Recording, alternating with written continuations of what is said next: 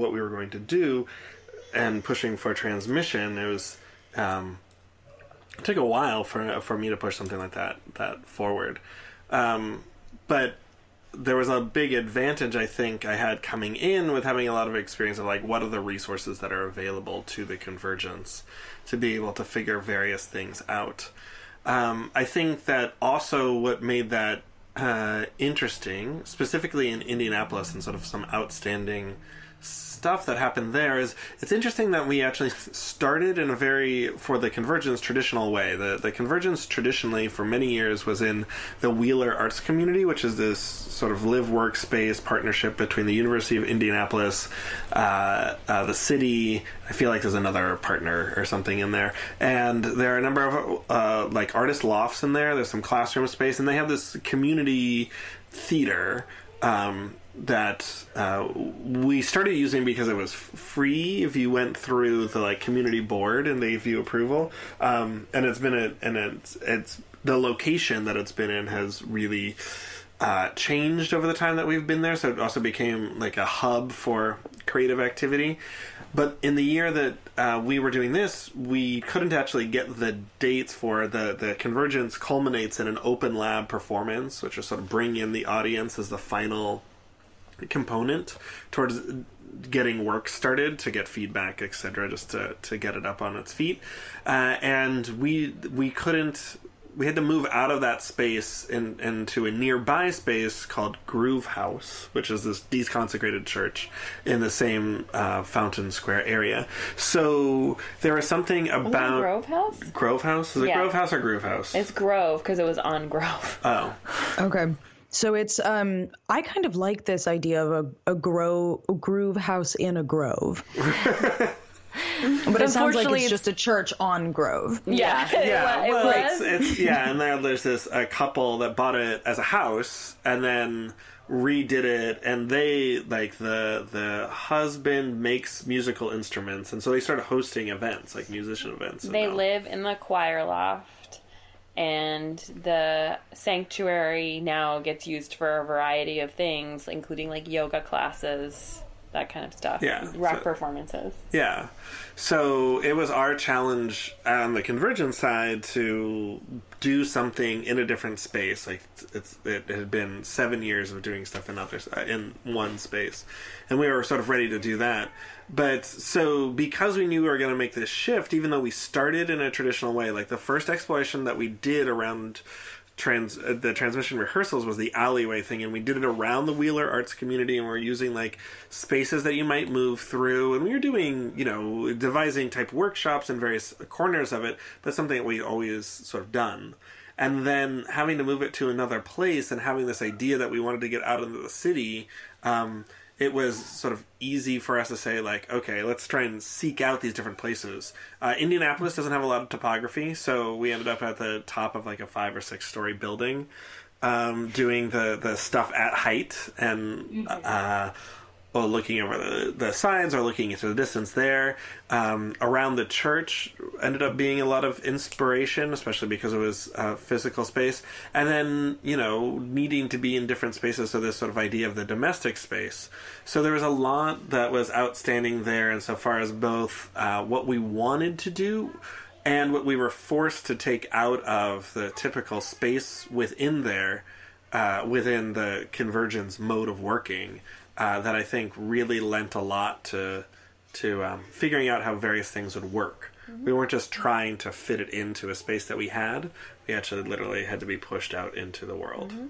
Wonderful. There was a scene, a scene in particular that stands out to me in the church where we had in the stairs in the narthex leading up to the sanctuary, 2 religious clerics, pastors, essentially talking about how church attendance had declined in advent of this transmission. And I think that thinking about like the religious aspects in that space really helped me move the story forward. We ended up having like a pastor as one of the main characters in transmission.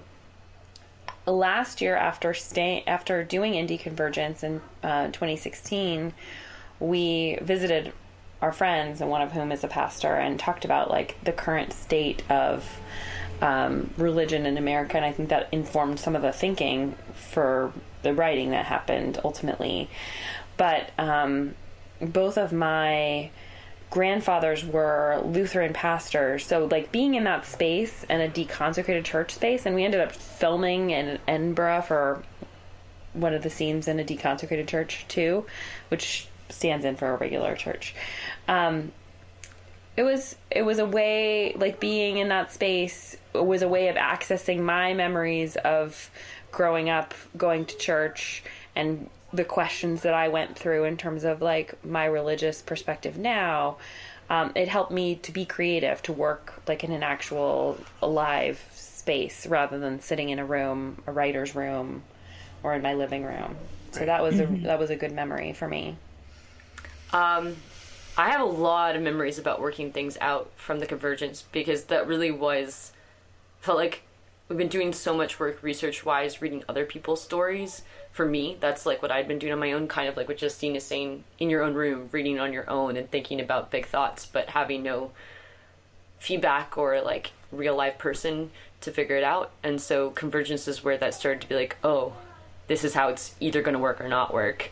I remember so we did 2 Convergences in 2015. I was involved in 2. The first one in Toronto was really focused around just the mechanics of like getting people to go to different places. And so we really just focused on geocaching as a whole and connecting some of those together, which was interesting to do in a city that I've lived in now at that point for like 2.5 years, and now it's been almost 4. So it was interesting to see a place in a different way. So that for me was just personally interesting. But it was also interesting because we thought a lot about games and game theory of how to get people around in that aspect. And it worked, but like it was just kind of fun. And then we tried it again in Indianapolis, and the technology didn't work. So people were getting really frustrated, and they weren't finding what they wanted to find in certain places. But we were finding a lot once we started telling stories in different places. And so that's when it started to click, like, okay, if you've got a person, you're on top of a building and you're looking for a person down at the bottom who's experiencing something, then people want to go there. Yeah. If you're just looking for a geocache, which is super fun if you're into that, but if the technology's not working and you're finding more in the city just walking around, you're not going to go for it. Yeah. So that was the important thing between those two that started to click, is like, okay, when we have these characters that are cited in this place for a reason, and you're watching something and you're gonna get something out of it, then it works. So that was really important. I think that's why we got so much out of the church. The other thing that Ian was talking about with the Umbrella Project, and there's also a lot of other side projects going on. I got a lot out of those as well, because one of the other projects had a lot to do with parades. And so that was a different way of experiencing a city and experiencing crowds or lots of people or intimate moments within something. And so working on those two concurrently gave me a lot of thoughts about, this is how people get together. So then this is how a story would happen with protesters or a church space. Like, that was really important too.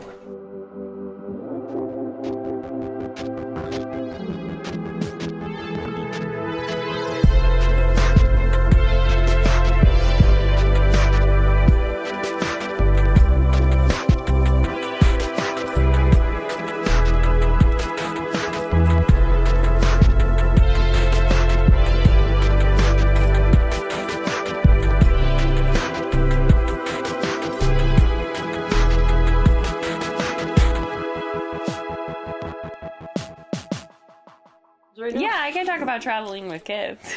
So my first big travel episode with kids was not flying to Edinburgh at 2 months with Miles. It was going to the Hillside Festival in Guelph, which was another one of the projects that Ian's involved with from a sustainability perspective. So then we did that. Ian left right away to go to Edinburgh. I was alone for a couple of weeks, and then I flew alone to Edinburgh with Miles, which was actually fine and 2 months old.